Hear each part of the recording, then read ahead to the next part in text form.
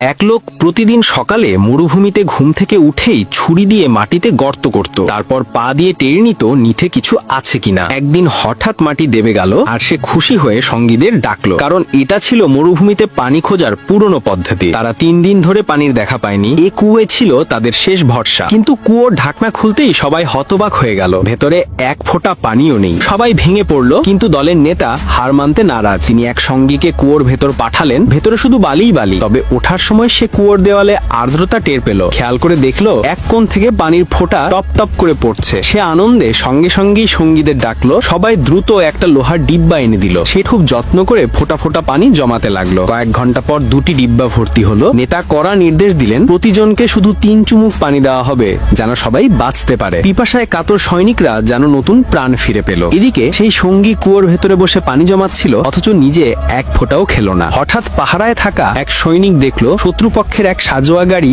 এগিয়ে আসছে। সবাই প্রস্তুত হলো, পরিকল্পনা করে আক্রমণ চালালো। এত নিখুঁত ছিল আঘাত যে শত্রু বুঝে উঠতেই পারলো না। তারা দুজন শত্রু সৈন্যকে আটক করলো। জিজ্ঞাসাবাদে নেতা ইচ্ছে করে তাদের সামনে পানি মাটিতে ফেলে দিলেন, যাতে তারা আরো অস্থির হয়। শেষ পর্যন্ত শত্রু জানালো তারা কেবল একটি ছোট টুকরো দল, আসল বাহিনী প্রায় 500 জন, যারা পানির খোঁজেই আসছে। এই খবর শুনে সবাই ভয়ে কাঁপতে লাগলো। কিন্তু নেতা স্থির করলেন এখানেই প্রতিরোধ হবে। তারা চারপাশে মাইন পেতে রাখলো, উঁচু জায়গায় মেশিন গান বসালো। শত্রুর মূল বাহিনী আসতেই তারা অপেক্ষা করলো যতক্ষণ না মাইনের এলাকায় প্রবেশ করেছে। তারপর হঠাৎ আক্রমণ। মাত্র 9 জন সৈনিক শত্রুপক্ষের লাইন ভেঙে দিল। শত্রু পিছু হটতে বাধ্য হলো। তবে শেষ মুহূর্তে তারা ট্যাঙ্ক দিয়ে হামলা চালালো। এই যুদ্ধে দলের এক সদস্য শহীদ হলো। শত্রু ভেবে নিল যেখানে বিশাল বাহিনী রয়েছে, তাই তারা সাদা পতাকা তুলে আলোচনায় ডাকলো। নেতা একা এগিয়ে গেলেন। শত্রুরা তাকে মজা করলো, তাদের সবচেয়ে বড় অফিসারের সঙ্গে কথা বলতে চাইলো। নেতা ঠাট্টা করে বললেন, আমাদের জেনারেল তো এখন পানিতে গোসল করছে। এটা শুনে শত্রু জেনারেলের জিভে জল এসে গেল। আসলে সবটাই চালাকি ছিল, যেন বোঝানো যায় তাদের কাছে প্রচুর পানি আছে। কিন্তু শত্রু হুমকি দিল, পানি না দিলে সবাইকে মেরে ফেলবে। নেতা জানতেন তারা দুর্বল, তাই ফিরে গেলেন। অল্প সময়ের মধ্যেই শত্রু আবার হামলা চালালো, এবার কামান